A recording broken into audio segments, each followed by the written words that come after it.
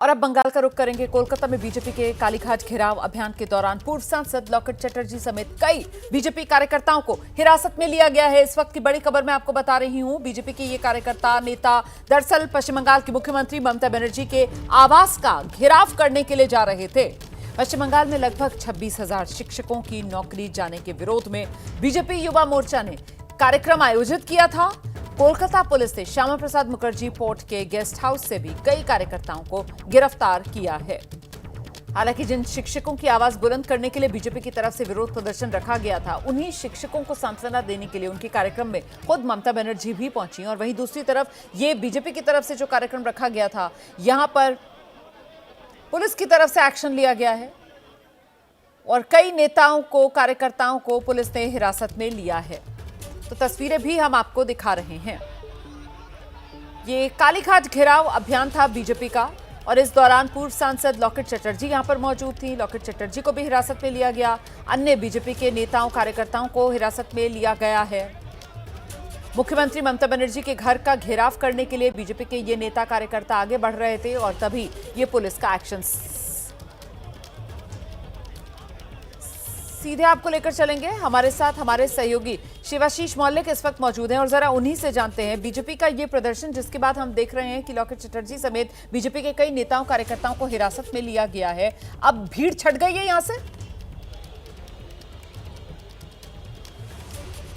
देखिए, सबसे पहले तो मैं रुमाना ये बताना चाहता हूं कि कोलकाता में आज भारतीय जनता युवा मोर्चा का ये जो प्रदर्शन था, जो 26,000 नौकरी सुप्रीम कोर्ट का जो आदेश मिला, उसके बाद ये 26,000 शिक्षकों भर्तियों के वो रद्द किए गए और उसके बाद भाजपा के युवा मोर्चा की तरफ से आज ये प्रदर्शन था, कालीघाट चलो, यानी कि कालीघाट की तरफ बढ़ो। तो कालीघाट यानी कि ममता बनर्जी का जो आवास स्थल है, वो कालीघाट, यहाँ से जैसे तस्वीरें कैमरा पर्सन अभिजीत दत्ता दिखा रहे हैं, ये जो बैरिकेड आपको नजर में आ रहा है रुमाना जी, ये बैरिकेड से रोका गया भारतीय जनता के युवा कार्यकर्ता को।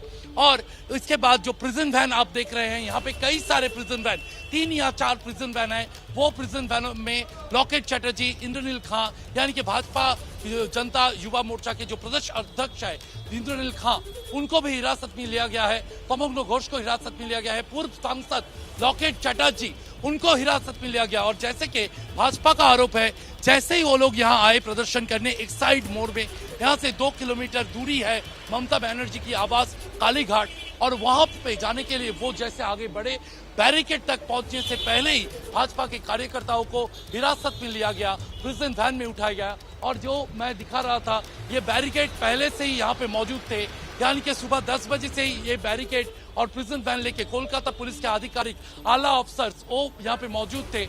और जो दिखने में आ रहा है कि लाल बाजार, यानी कि जहां जिस तरफ कालीघाट है, दूसरा और है लाल बाजार, और लाल बाजार जो कोलकाता पुलिस का हेडक्वार्टर है, उस लाल बाजार में वो लोग लेकर गए हैं लॉकेट चटर्जी, इंद्रनील खां, उन लोगों को वहां पे उनको हिरासत में लिया गया है। और जैसे कि भाजपा की तरफ से कहा जा रहा है, जिस दिन, आज ही के दिन, मुख्यमंत्री ममता बनर्जी उन शिक्षकों के साथ, गैर शिक्षकों के साथ, क्योंकि 26,000 जो है उनके अंदर शिक्षक भी है, उनके अंदर गैर शिक्षक भी है, तो सुप्रीम कोर्ट की तरफ से जो आदेश आया है, उन 25,752 उन शिक्षकों को लेकर ममता बनर्जी वो बैठी थी आज मीटिंग करने। और उसी दिन भाजपा की तरफ से, उनके युवा मोर्चा की तरफ से वो लोग यहाँ पे उनका प्रदर्शन किए मुख्यमंत्री के आवास तक जाने के लिए। और उनको वो घूट पे आ रहे थे, वो कोई मिছিল लेकर नहीं आ रहे थे, वो घूट पे आ रहे थे।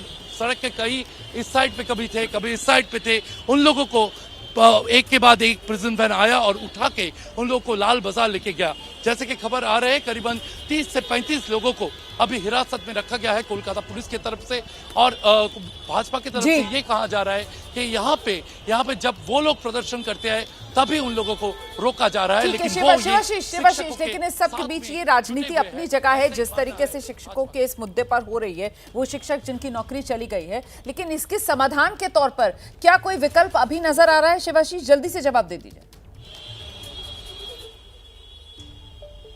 देखिए रोमाना, अभी ममता बनर्जी जो आज मीटिंग किए, उन्होंने कहा कि वो लोग सुप्रीम कोर्ट के पास जाएंगे और वहां वो लोग राज्य सरकार की तरफ से वो अपनी मांग रखेंगे। यहाँ का जो मध्य शिक्षा परिषद है, वो मध्य शिक्षा परिषद की तरफ से भी आज सुप्रीम कोर्ट में एक दाखिलनामा दिया गया है। वहां पे कहा गया है कि जब तक बाकी शिक्षकों के, नए शिक्षकों के नियुक्ति नहीं होगी, तब तक इन लोगों का नौकरी बरकरार रखने के लिए वो लोग अपनी तरफ से एक मांग लेकर गए हैं सुप्रीम कोर्ट तक। तो अभी भी सुप्रीम कोर्ट के वहां पे मामला और आगे जाएगा, ऐसा ही कह सकते हैं। कम से कम अब यहाँ पे जो लॉयर लोग हैं वो ऐसा ही सोच रहे हैं। ठीक है, आप रहिए मेरे साथ। शिवाशीष, मैं लौटूंगी आपके पास। देखिए, पश्चिम बंगाल में शिक्षकों के मुद्दे को लेकर ये जो सियासत गरमाई हुई है ना, बीजेपी के नेता हैं पश्चिम बंगाल विधानसभा में नेता विपक्ष शुभेंदु अधिकारी।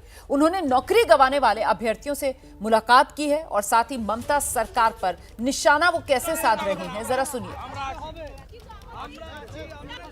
वेस्ट बंगाल गवर्नमेंट जो रुपया लेकर 5-6 हजार चाकरी नौकरी बेच दिया है, उनको सेव करने के लिए वो लोग जेन्युइन जो हमारी टीचर है, नॉन टीचिंग स्टाफ है, उनका लिस्ट सुप्रीम कोर्ट में नहीं दिया।